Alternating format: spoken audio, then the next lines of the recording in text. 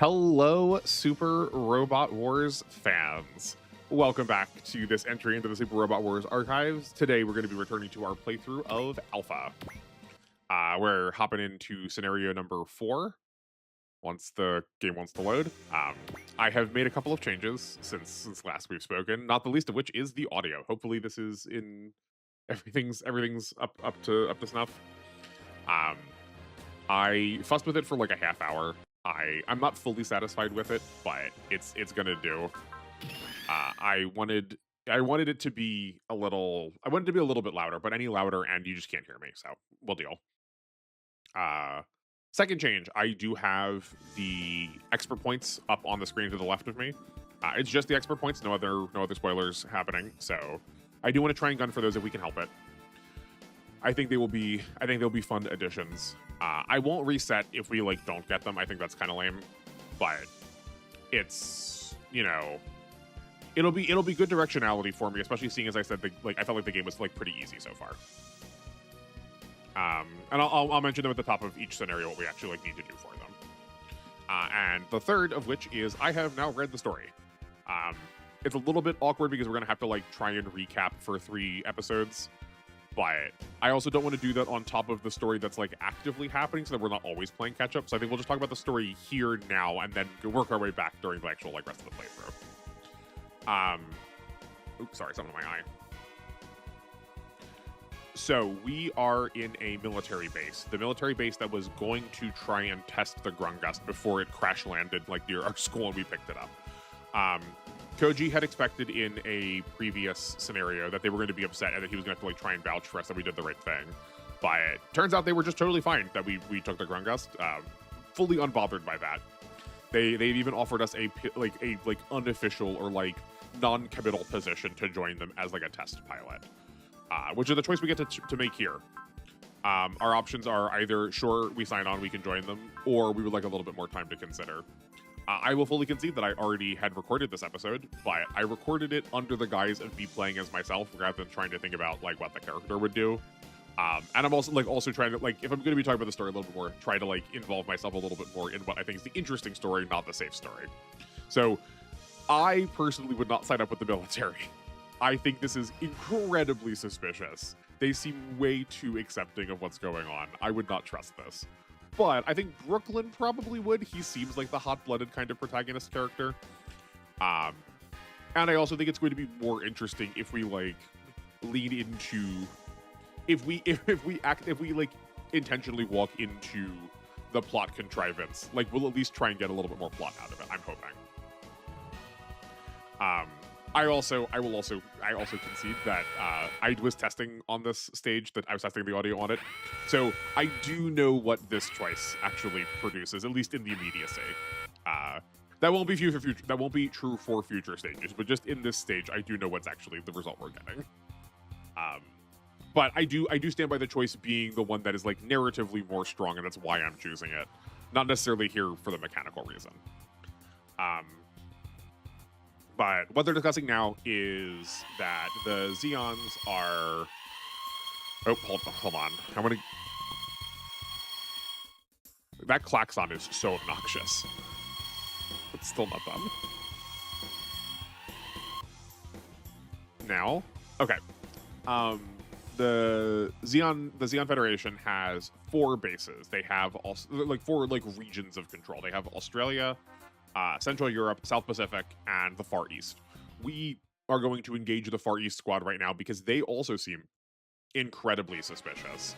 They have 1 battleship, the Zanzibar, and just 10 mobile suits. In the world of Gundam, that's a reasonable size collection of weapons. In the world of tons of robots, that's pretty suspiciously small. So we want to go see what's up. We do know that to sort of dip into some of the previous story, we know that the Yoma Empire and the the Dinosaur Empire are both trying to reestablish their coalition. So I think part of this is a want to try and to punch into any of them and see if we can stop them before they get a foothold. But yeah, so here's the choice. Here's like at least the immediate choice that if we had said we wanted a little bit more time to think, then the Grungust would not be deployed, at least immediately. But if we said we were willing to do it right now, then the Grungust shows up right now for this mission. Oh, interesting. There's also one fewer Zaku that way, so it really is like almost just a full different scenario. I find it exceedingly suspicious too that we were told there was a Zanzibar and 10 mobile suits and we only see 6. Like, we probably need to keep our eyes out for 4 more that might try and ambush us at some point. We got to be wary of that. What are our properties here? Okay, we've got to be in the water. That's fine. I'd rather be in the water than in the... Oh, maybe not. Hold on. I'd rather be in the water than in the air, but... Oh, that's actually weird. Why do we have a be in the air? Because we're always going to change to the G-Hawk to fly.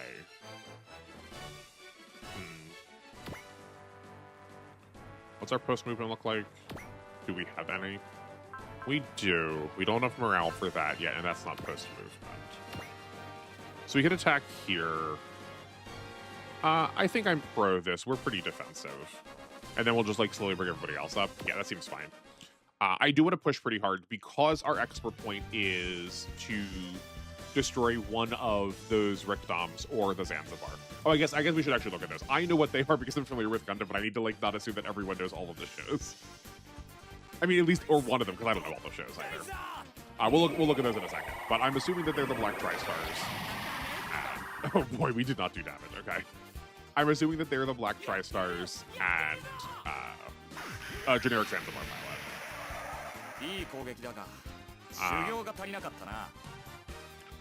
Plot. Oh, right, yeah. But I have, for the sake of, like, being organized, read the plot for the whole of this chapter, so apologies if some of this stuff is happening after the chapter. Yeah, here are the Black Tri-Stars. I'm curious why they're here. I'll mention that in a second. And Bakuve's in the Zanzibar. Cool. Yeah, I like Bakuve a lot. I think he's a really good villain. I really like his personal mobile suit, the Gan, which we will hopefully see. If I get to play as a Gan at some point in one of these games, I am absolutely taking that opportunity. Let's see how this does. We're in the water, so we're pretty safe to not take damage, and the Messinger's already pretty tanky early game.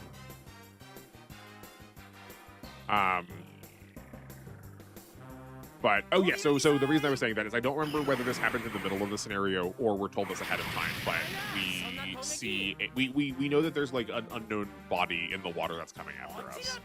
Or that's like coming to our point.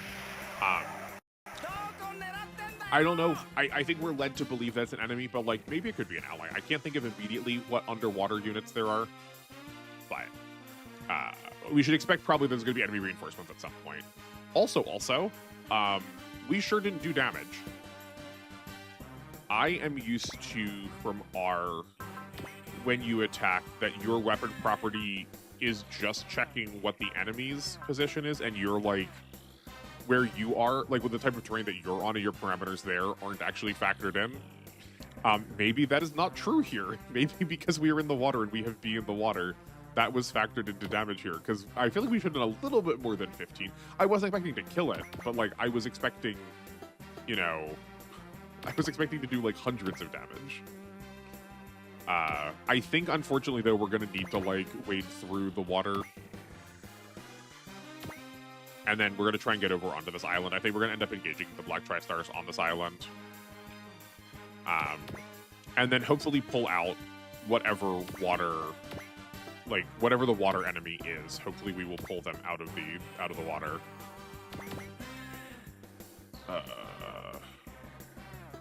Could we, because of how this is moving, I can't like mark tiles. I don't remember. Yeah, so it's this tile. I'll try and like keep it in my head because I can't keep the screen focused on it. Yeah, it's this one. The Liger? Yeah, the Liger jet has really good mobility because it is a jet. So I think we can probably dodge pretty much all of the attacks from the Zaku's. Yeah, we may as well try and get some chip in. This is not the worst accuracy, but we can probably afford to take some damage, and this will act as a scan for all of the Tri-Stars. I am concerned that we might end up losing them as targets once the other reinforcements show up. Maybe killing one brings out the reinforcements, or maybe it's like time-based, and once that reinforcement shows up, all 4 of these pilots leave so that we don't get our expert point. Because like, if we just have to kill everything, why is destroying one of them an expert point? It's also phrased like destroy one of them, which to me says maybe like someone's going to leave.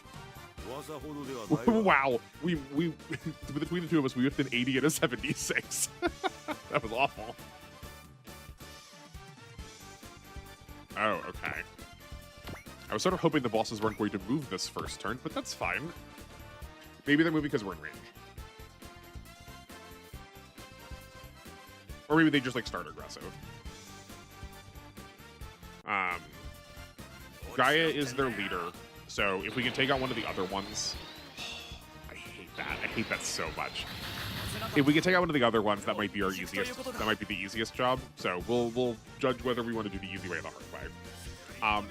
So that thing that it just shot out is not a weapon. I hate so much when games make that thing a laser attack. All it does is blind people. The whole point is that it's supposed to blind people. I would much rather see that function as a, like, even a 10%. There's a 10% chance that the Rickdoms would dodge an attack. They use it whenever Amura's, like, coming in to attack them. They use it to sort of blind him so they can, like, reposition and gang up on him from behind. Oh, yikes, that was a lot of damage, okay? I thought we could really take a hit, but I underestimated how much our starting stats were, how much our like what our starting combat results were was because the enemies started bad, not because our starting stats were really good. Okay. We will respect what's happening there. They're still going after the G-Hawk. We're gonna be out of this ammo soon. Let's not use that then. Let's see how little this chip will do. But oh yeah, so let's get into some of the story that we missed. We opened with the gunbuster units, and we were told that the battleship that they were with was the last of their fleet. Other than that, nothing else really particularly relevant happened there. But when we cut to like Earth, we are told. Oh, I'm sorry. Hold on. The one other thing that happened that was important was they were defending the 10th planet, Zeus, of our solar system, which does somewhat follow the like naming conventions of the other planets. It is like reusing Jupiter, which is a little silly. We could have had some other Roman names, but that's fine. Oh, good. Okay, we're fighting the Liger. See, yeah, we have a 0% chance to get hit. That works perfectly. Yeah, so they're trying to defend the 10th planet of the solar system. But they have one battleship left of their fleet. Then we get to Earth, and the Xeon and the EFSF are just starting to fight, which is going to be the equivalent in this world of the 0079 Universal Century 1 Year War. In the 1 Year War, Xeon drops a colony onto planet Earth to like escalate fighting. In this, neither side drops the colony. Instead, a battleship crash lands onto the planet. And that stops the 1 Year War. Both sides go, okay, nope, that's enough. We're signing a treaty. Which I think is a really good way of integrating other series into what's already part of like a really major element of the Universal Century. I think we're led to believe that the battleship that crashed was part of the fleet that the Excellion, the gunbuster ship, was a part of. So that's how that's the information I'm going to operate with right now. It remains to be seen whether that's true. We'll find out. But that does put us post 1 Year War, and we do know that through the efforts of Bian Zoldark, which is a character name that I recognize, and I was not expecting to recognize any of these character names. I recognize him from the complete boxes, but I thought his story also ended once we like got to FF final. So I'm surprised he was here. Let's see if this does some more damage. This still has a bee in the water, though. But he did some research on the battleship and found that it was from a like foreign extraterrestrial source. This made the EFSF start sort of consolidating all their power and forces and resources into making the Titans and Oz, which are the groups, the villain, basically one of the villain groups from Zeta Gundam. And then that did some reasonable damage. Maybe we just like weren't over. Maybe we just like weren't over the threshold for like multiplication to like get actually good numbers yet. Okay, cool. Where was I? Oh right, yeah. So we're in the world of like Zeta Gundam now. So it's curious to me that we are fighting pilots that are really associated with the 1 Year War. Like the Black Tri-Stars all died during the 1 Year War. So does Bakuve. Sorry, I guess spoilers for like one of the oldest mega shows. Inevitably, we're going to be talking about plot. We're going to probably end up getting a little spoilery. But I think you probably knew that already just by the nature of playing these games. Like you're going to learn about some of the plot from the other entries. I think we want to try and go in the water to keep ourselves safe. What are my buttons? I'm going to be so used to... I'm so used to Y now. You know, we'll flash that. That's fine. I think we're going to keep having the Grungust try to take out the Rickdoms, and then we'll let the Liger try and clean up the Zakus. Or I guess clean up one of them and then chip the other two. It'll be able to finish them off the turn after. But these characters are like very much associated with the past as far as where we are in the timeline right now. So I'm surprised that they're here. But I also don't mind that they're here as a way of sort of like introducing us to the stakes of some of our like main villains. I had hoped that because we had a third party ending the 1 Year War, that we were maybe going to be getting some allies out of Zeon. But that seems unlikely at this point, but we'll see. Okay, how far of an attack do you have? You do have 4 ranged attacks. Yours is just 5. They also have a 5 ranged attack. So we're going to go 1, 2, 3, 4, 5. That's 1, 2, 3, 4. Yeah, that works. So we're going to pop the Liger down here in hopes of getting any of the Zakus to attack it, while also trying to not draw aggro from the Rickdoms. They also have 5 ranged attack. That's 1, 2, 3, 4, 5. So it's just out of range, assuming that they don't move. And I'm hoping that the Grungust and the Mazinger will be enough of targets for them to stay where they are. I am curious whether or not, I don't remember if I mentioned this or not. Forgive me if I did. I'm a little distracted by like trying to like get the plot here too. Rickdoms, as opposed to Doms, have this like hovered. Actually, hold on, we can look at one now. Oh, I still didn't fix my mouse here. Drat. Okay. Well, look at where their feet are. Do you see that like bell coming off the back that looks like it has gills? That is like a hover device. So I'm expecting that they're going to hover on water, not actually go into the water. I'm curious if that will be true. Oh, well, we're getting reinforcements. Hopefully we did not have to kill them by this point. Okay, those are... The Batos are getter enemies. And I think with scissors on their heads are from Mazinger. Baron Asura is there, so presumably, yeah. Oh, because of where we moved, though, we are... Yeah. Why are we looking at... Why can we see both of these? That's weird. Okay.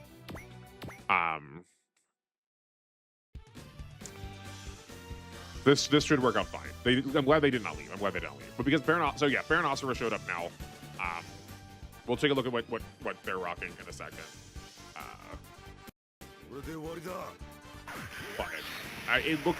This to me suggests that maybe the Zeon and the combination of Dinosaur, Yoma,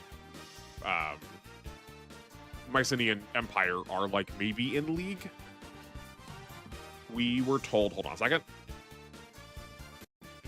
Sorry, gotta reposition myself. There we go. This doesn't cost anything, so I think let's try this and see where this goes. Hopefully we do not die. I think because they moved their, like, historically in these older games, you want to get enemies to move when they're attacking because those are pretty strictly worse attacks. They're going to be slightly better underwater, but not that much better. Yeah, hopefully this is safe and we can take out Ortega here. I think it's Ortega who we've been fighting. Oh no, I think we're going to end up being like 8 turns short. But we'll be close enough that we can finish them off next turn. Even with the light, like even if we use like the lighter or something and shoot to the water with the machine guns. Drat. Okay, that's fine.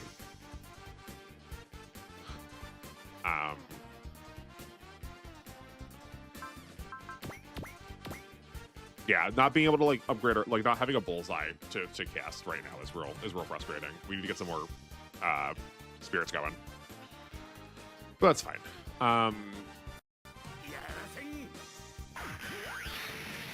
Right, so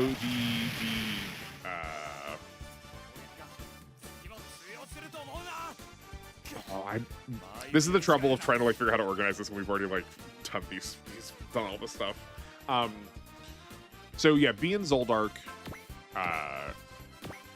was the one who was doing the research on the battleship, and he discovered that they were extraterrestrial, which I don't love.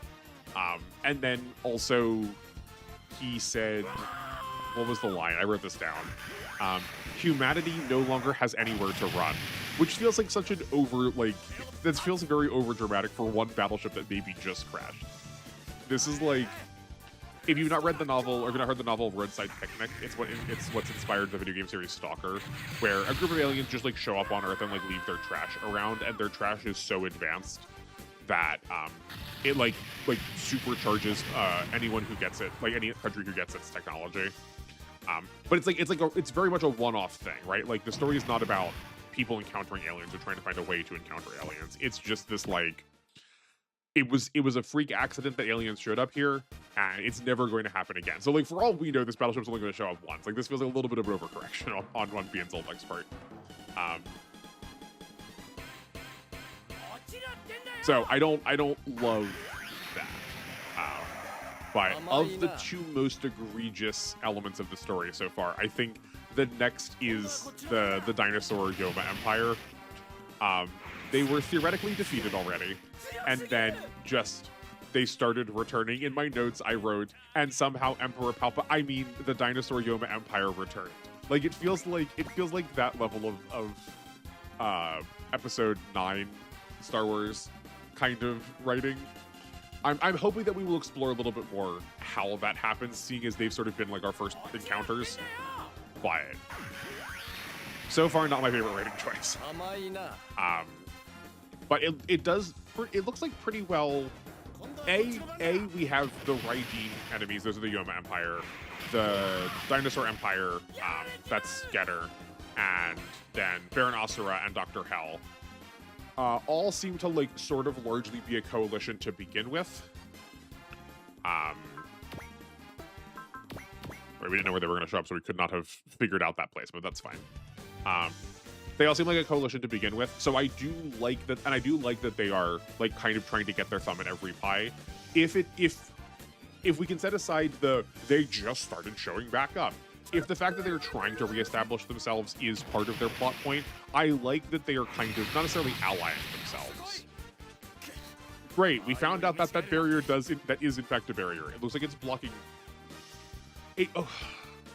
That's interesting though. It blocked missiles there, but it didn't block any of the other attacks any other time. I wonder if it's a % chance too. Because if we were still taking it's not like an amount of damage and lower. Because we still took like 10 from some places. Maybe it blocks like if it's a like physical based attack, and it's like 1,000 damage or below. Because we've taken 10 damage before. We've taken this from like melee, or we took like 1,000. We took over 1,000. We took like 1,400 from the rocket. And I feel like this game likes doing the like 1,000, 1,500, like 500 point increments. So maybe it's like any like physical weaponry gets blocked at 1,000 HP or less. I know I could look it up, but I don't want to. I want to try and figure it out. I want to try and like use the context to figure out what's happening. These are just free, so you may as well try.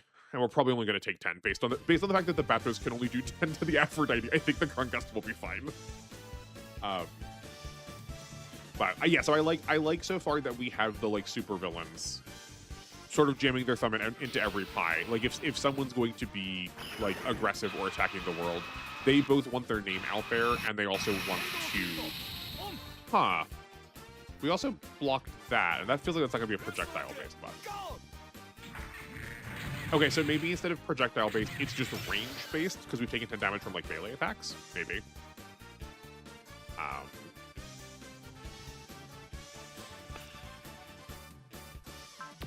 But at the risk of repeating that for, I think, maybe the third time, we'll just move on from that. That's like the prologue. Chapter 1, we go to school with Koji and Sayaka, and also our significant other. And here's my like second like major plot grievance. Koji says that we like chide him about studying.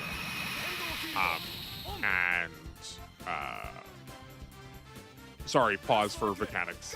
I note that it only took 5 energy to use that barrier. So however we can get that barrier to work consistently, it's only costing us 5 energy, which is very cheap for a barrier. That's real nice. Okay.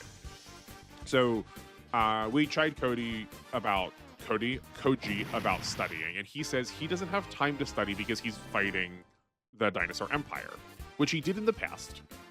But we then learn a little bit later that are the rest of the getters showing up? Yeah, sick. We learn later that he's not been in the Mazinger since fighting the Dinosaur Empire. So what do you mean you don't have time to study if you're fighting the Dinosaur Empire? That's a double standard, my guy. What's going on there? That's not right. I found it charming, frustrating. I found it noteworthy that we have that discrepancy happening there. Like, I don't think it ruins the plot, but it is definitely an inconsistency, and I don't know if the game did that on purpose, you know? Let's plan out this turn, and then we can talk plot afterwards. So, this is a little tempting, but we also know that the boost knuckle is nearly lethal. It's also like almost perfect accuracy. So we might do this and then have the Mazinger finish up if we need to. I think let's just do this and call that fine. The battles don't bother me at all. And what is this? The Gudo Semu? Samu?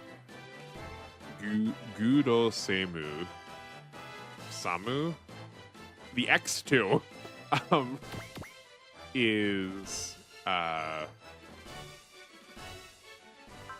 was pretty ineffectual against the Grungust, and hopefully it will just do that again, right? Because we're staying in the same relative position to the X2 by being here, so hopefully it will just attack the Grungust again.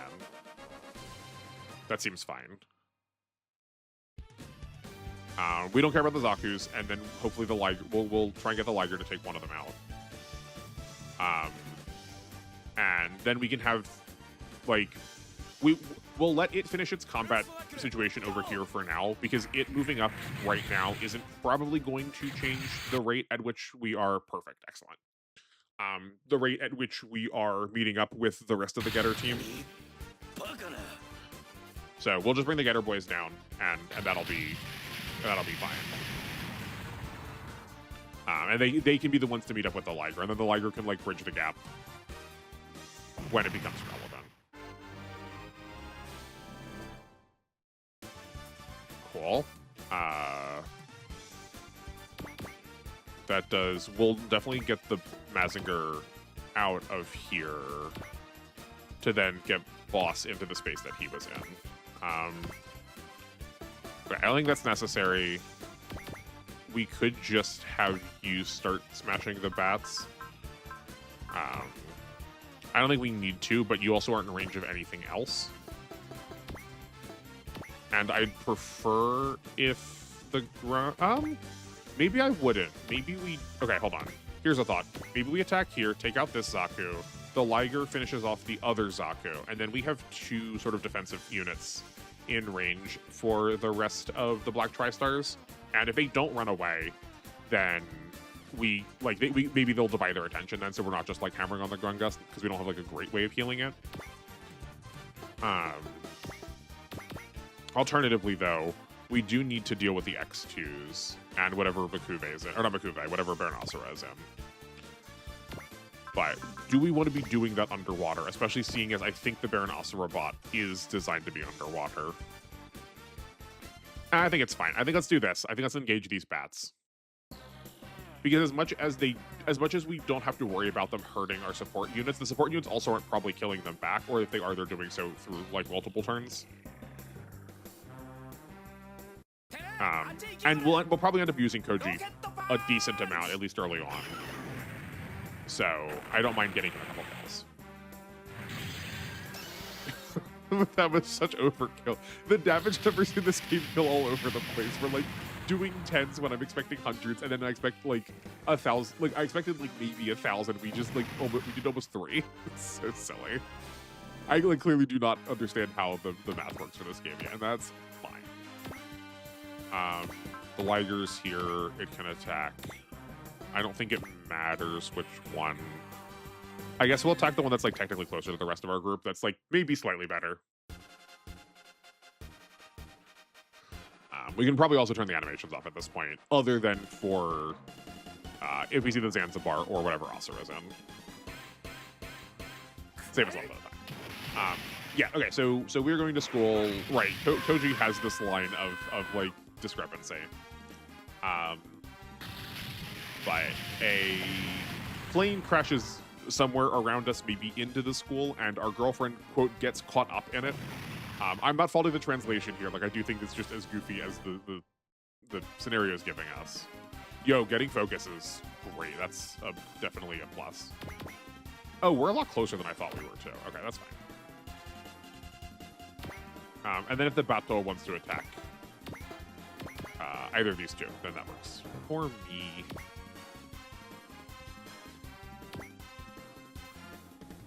Okay, yeah, so actually getting... I did not quite clock how narrow this stage was. I figured it was as wide as it was narrow.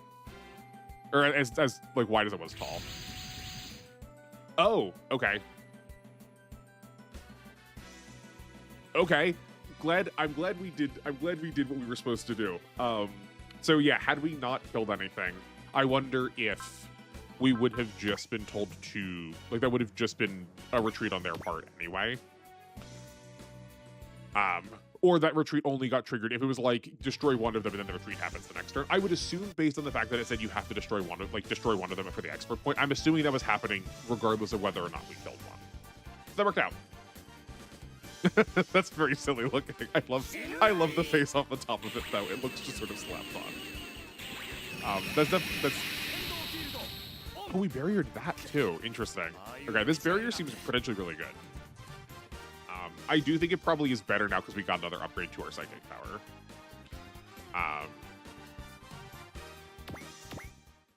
Oh right, we got to turn off each time. That's fine. Hopefully the cursor will stay in that position too, so we can just like auto through that. But yeah, so a plane crashes, and that plane is the plane that's carrying the Grungust. We could have either gone to look for our girlfriend to make sure she was safe, or we could have just popped in the robot right away. I don't remember what choice I made. I hope I went and looked for my girlfriend. But I imagine she's probably going to be fine, seeing as we had to, like, customize her. I can't imagine they're going to be like, make this character... Okay, she dies in the first 3 seconds of the game. That would be really funny, though. I would give the game so much credit if it did that. And then... I bumped into my chin. Sorry, I put my mic on my chin. And then... During that scenario... we are told that Baron Asura is going to stop going after the Mazinger, but go after the weak point that is its pilot, which doesn't make a lot of sense to me. In a world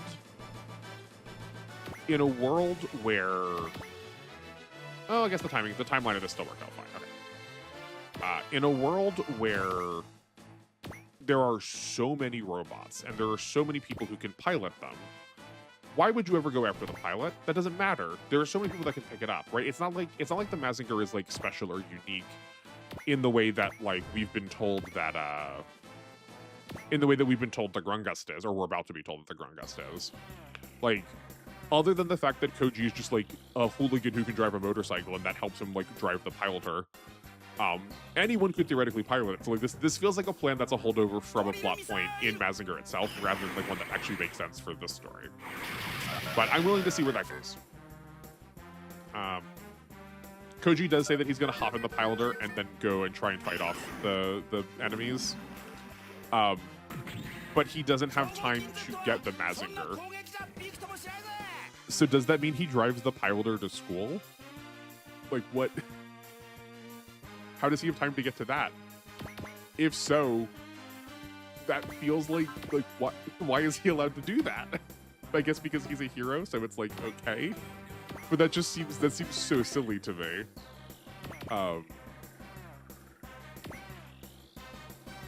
We'll repair here because Sayaka can't reach otherwise. Sick. Did we get anything for that level? Nope. Okay, that's fine. I think we're gonna punch the battleship, and then we'll take a look at all the stats on these things.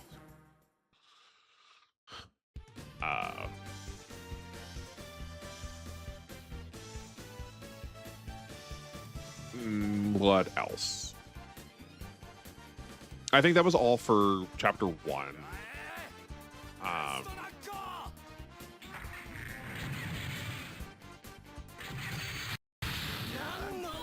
Okay, yeah. So chapter 2 is where we learned that we are like special for getting the pilot the Grungust. I believe what the game says is once Brooklyn jumps in, he like the Grungust downloads into his brain the ability to pilot it. Which to me says that could just be a function of the robot, that it could like do that with anybody. But we're told that like we're told that Brooklyn is like more special for being able to do this, which I never love as a plot point. I don't love the Chosen One plot point to begin with.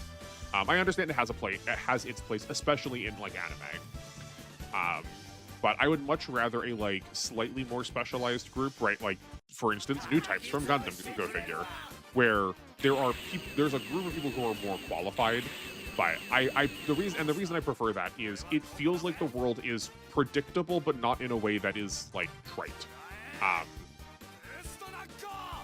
You get to try to actually make sense out of the world. You get to like think about, okay, what are the rules? Do these characters follow the rules? If a rule's broken, why and how does that matter? Rather than just sort of this like, well, the character's special just because we said so, and like, how do I incorporate that into a philosophy of what the world looks like?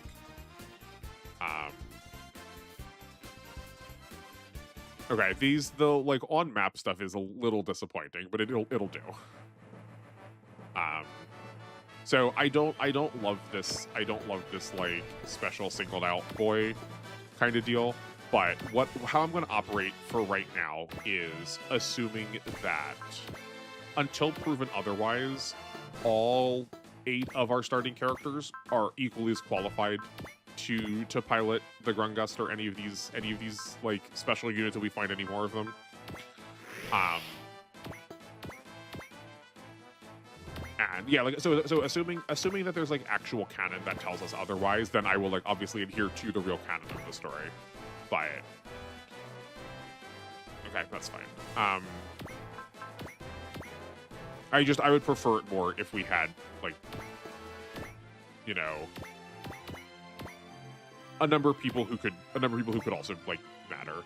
It also just feels weird to make a character special out of.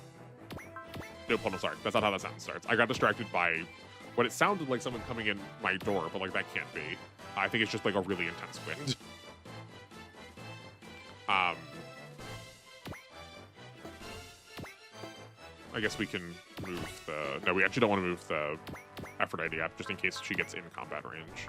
This is 5, 1, 2, 3, 4, 5. Actually, yeah, so she needs to stay back here unless we want her to get attacked. So I think we're just gonna sit there for now. We should also switch the Getter 1 into the Getter 3 next turn. That works.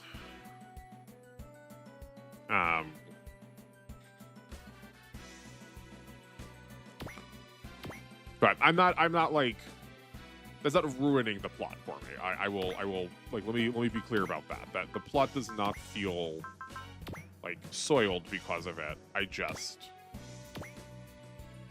you know, would prefer not the special boy characters. I really need to figure out what the difference between these two are. Also, I don't know why I turned that animation back on. That's fine. But other than that, we go to the Photon Research Institute. The Institute expects that the Grungust has been lost because they were tracking the plane that was flying, because they were expecting the unit to get there so they could, like, test it. And hadn't heard from Koji yet. So we, like, come in, swoop in, save the day, like anime protagonist style. And that's like chapter 2 is pretty, like, nothing in terms of plot. We, like, meet the team, get the defining personalities of characters, and then just get told that there's another group of Dinosaur Empire people coming into the whatever the name of the Getter institution is, the Satomi Institute. I think, yeah. So we need to go over there and handle that. So I accept. I will chalk this up to the, like, translation being like not presenting this as dramatically as maybe the story did. But when we get there, the Getter group seems, like, fully nonplussed by the fact that the Dinosaur Empire is back. Like, oh my word, why does focus only cost 10? That's so good. Okay, that's excellent. We're probably gonna be spamming that a lot. Let's see how good this is underwater. They seem pretty not bothered by the fact that the Dinosaur Empire is still around. So, like, that strikes me as a little odd too. I would need a really good justification as to why they were like, oh yeah, we sort of expected them to be back. And then, like, why didn't you finish them off before if you knew they were going to be around? Or why are you not more like, what? I thought we finished them. It just feels weird if you recognize that they are, like, a pretty existential threat to the world, to not, like, try to chase down the last remaining bits, especially in a world where we have, like, tons of heroes who theoretically are willing to help you. Right? Like, we don't need to be the team does not need to be convinced by no one on the team needs to be convinced by someone else to like, help, or that, like, what they're doing is for a good cause. They are just, like, willing to keep fighting. So, like, just call up Koji, call up people from the EFF that aren't involved in this, like, militarization plan, and, like, get them to help you fight the Dinosaur Empire if they're still around. It just feels a little bit of a discrepancy to me. But again, like I said, it could also just be because the translation is not putting, like, the full weight of emotion into the translation, which is, like, one of the reasons why I want to try and do the translation on my own too, to see if I can, like, suss out a little bit more of the, like, emotional part of it rather than just a, like, static report, you know. Oh, right. We are also told that Baron Asura is cultivating the plants from the Dinosaur Empire. I have not watched Getter. I know, like, about it because of, like, the way in which it has, like, proliferated into the culture space. But why plants? What's going on there? You don't have to answer for me. That's, like, a question that I'm willing to let the plot justify for itself. I'm just curious as to why that is, because that feels that's not the word I was expecting. So, and again, I'm not bagging on the translator at all. Like, I'm overjoyed that I have this as a resource. But there's a couple of things that are being translated a little bit oddly in that they're being like direct. Like Zion is being spelled with like Jion, which is how you would take the katakana directly. It's Jion. So maybe the plants are supposed to be something different. It's just like a translation goof. So I'm curious. It is evoking in me a want to try and figure out what's happening there. Oh, I forgot to mention this before. I want to try and keep track of this detail. So only the EFSF and Xeon, and I guess the like Research Institute, whoever Ian Zoldark was working with, know that we're gonna put the boss Borat in range. This is probably gonna like waste an attack, but I want to resupply the Grungust next turn, or at some point to like get some more energy and levels on there. I guess, sorry, while we're paused, we also never looked at what this was. This is a Boodle. I think it's Boodle. Yeah. It has an E in space. That's unsurprising, but it has an A in water. Okay. But it's worth a lot, though. I don't know if we can double funds. You are given spirits. Not that those matter.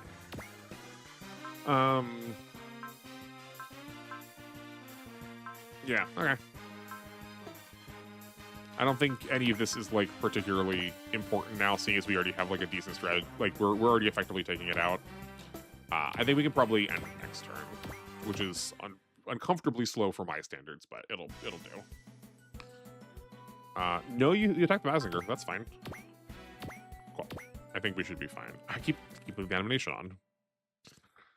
It doesn't need to be an hour-long episode. Right, yeah. So only the EFSF, presumably the people who were in the research institute that Zoldark was researching in, and the Xeon would know that the thing that fell was a battleship. Everyone else thinks it's a meteorite, or all the other characters so far we've seen have identified it as a meteorite. And I would like to try and, if I remember, keep track of what people think this thing is. Because it feels weird to me that if a like hunking battleship fell out of the sky and stopped a war, that people that they were able to cover that up so well. I believe that they were able to cover that up decently. I think the vast majority of people probably don't know what it is. But even without the advent of social media, like you still have people who are like, you know, taking pictures, who are like trying to put information out somewhere, put like information in the news. That it surprises me that no one would know what this thing actually was, or like have ins on vaguely what it could be. And I'm hoping we will follow up on that. So I'm thinking like characters like Kai, who are reporters in their world. Kai from Mobusu Gundam. That maybe we're going to meet him and he's going to have the like actual scoop on what happened. And that's like we're going to encounter them as this sort of like third party organization who's like trying to get the truth out. I think that would be interesting because like this feels like a really massive cover up, and we're not really like the plot is not dealing with that in any way. It does not feel like. What else?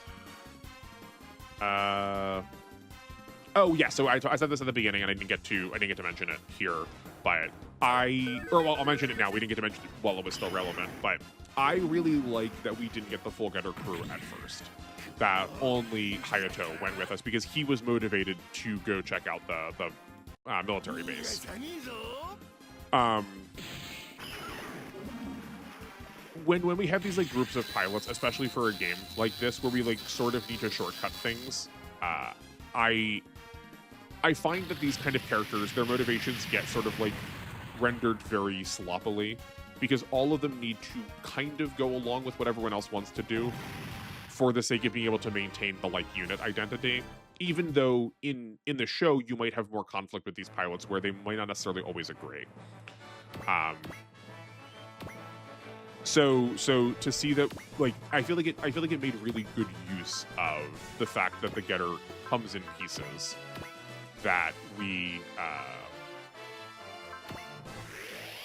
that they like only sent one piece with us because it would make sense that Hayato would like want to go and like follow up on this, where Musashi or Ryoma did not want to. I guess because the boss kill will show this off. Right, when I'm like paying attention to remember to turn it off, it won't matter. So I think that's good, and I hope we make use of that more as we as we have groups that are not necessarily as we have units that are not necessarily going to like start together.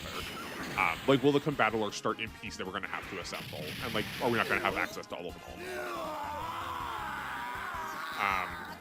But the thing that I'm the most interested in right now, the thing that I'm like most invested in the plot for, is the like nature of the Grundust. It was made by a combination of the EFSF and the DC. Oh right, sorry, I didn't mention this. When B and Zoldark discovered the battleship, or yeah, the space battleship, he saw it as like a threat to humanity. So then he also started trying to develop a like team organization group of people who were willing to like fight on behalf of humanity. Previously, he was a like maniacal dictator, kind of like taking over the world energy. At least that's what I got from it. So to have him then be this like altruistic character who's like trying to fight on behalf of humanity seems surprising to me. But the group he made was called the DC, and the way it was worded was that felt a little bit more, like I said, altruistic, as opposed to the EFF, who were more like trying to consolidate power and like fill in a vacuum and like make use of this to like push their own advantage. So the fact that the two of those organizations got together to make the Grundust seems surprising to me. In my mind, there are three possibilities. Possibility one, this was a one-off collaboration. It's not really like a thing that they're doing now. They as they were starting to develop both of their institutions, they made the Grundust as like part of that project. And then no more collaboration. Part two, we have sort of like side teams who are working on this, but they aren't necessarily representative of the major organizations. And maybe they're like working on like a small series of these kind of things. So I'm thinking like the development of how the Gundam was originally made. Or maybe these two groups are just like fully in league with each other and I've just misread badly. But that feels like a question that I want to have answered, and I'm curious. I'm motivated to see what the answer to that question is. So while we are here, the Grundust can, assuming it hits, for sure kill the X2. So let's separate out Koji and find out what happens. Okay, so we just lose the Mazinger. It's just a snap-off piece. We can't go back into it. I wonder if we can get it back if we go in the battleship. I was like kind of hoping he was just gonna like sit around the battlefield somewhere. That would have been really funny. But if this isn't lethal, we still have Koji. And if Koji can't finish it, then theoretically one of these attacks would be lethal on enemy phase. But I think that gets us caught up on the plot. Those are my like general thoughts so far. So I would say overall mixed on the plot. There are a couple of things that I am not thrilled with, that I also don't feel like needed to be that way. But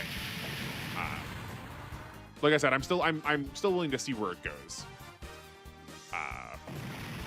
But I'm not going to go easy on this story. I guess take this away if you're going to take anything, though. Insofar as the actual like conceit of what we are doing, the crossover portion of this, I think they're doing a very good job of integrating these crossovers. They don't feel like they are tacked on. They don't feel like they are arbitrary, and they don't feel like they are out of place. It feels like we are actually incorporating stories together. I don't love this. I don't love the way the story is going. I don't hate it, but it does still feel incorporated. That little narrative bit that we had at the end there was saying that looks like Dr. Hell is involved here. Baron Asura had made a deal with the Zeons, and that Koji wanted to go and attack, which is also something I want to keep note of. I feel like in these kind of games too, or just in like games that involve this like Paragon-like heroism, we really dislike the idea of attacking first. We want to like that is reserved for how enemies behave. So the fact that like Koji is like, no, we take the fight to them, feels in character with him. Totally down with it. I'm just curious if later we're going to be like, no, we can't do that. And I feel like sometimes that happens even when we have like hot-blooded characters in a group who would otherwise not abide by that choice. But that felt at least notable to me. Let's give you the other propellant tank. That'll work. Okay, so let's take a look at. I don't think we got any other, like, we didn't like get long-term any other units. We just have the getter always shown now.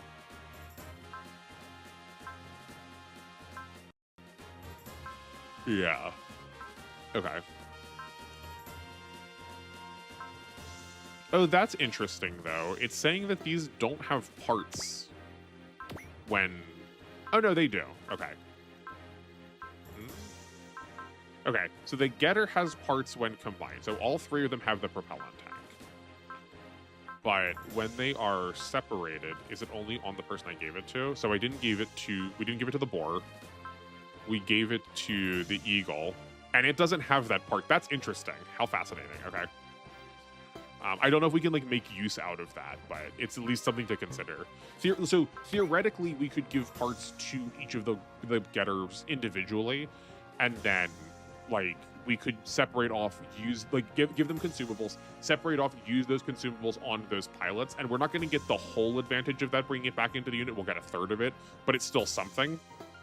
It saves us some part slots. So if we just like end up having a lot of propellant tanks left over, for instance, we could run out of energy on the getter, separate into three forms, have all three of our protagonists, have all three of the getter pilots chug a propellant tank, combine back together, and that's effectively like we used one propellant tank on the getter without having to use a spot for it. I don't know if that's good, but it's something.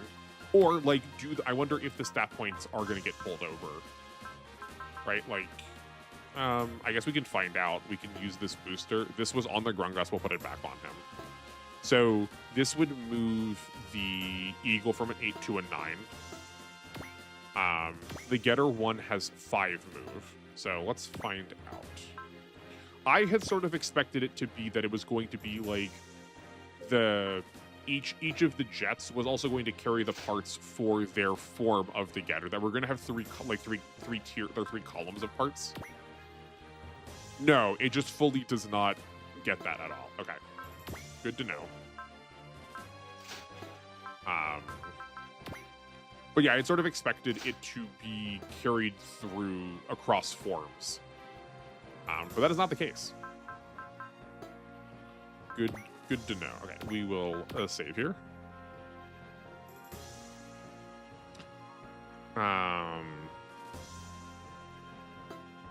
Is there anything else? Oh, yeah, actually, no, we need to spend our money.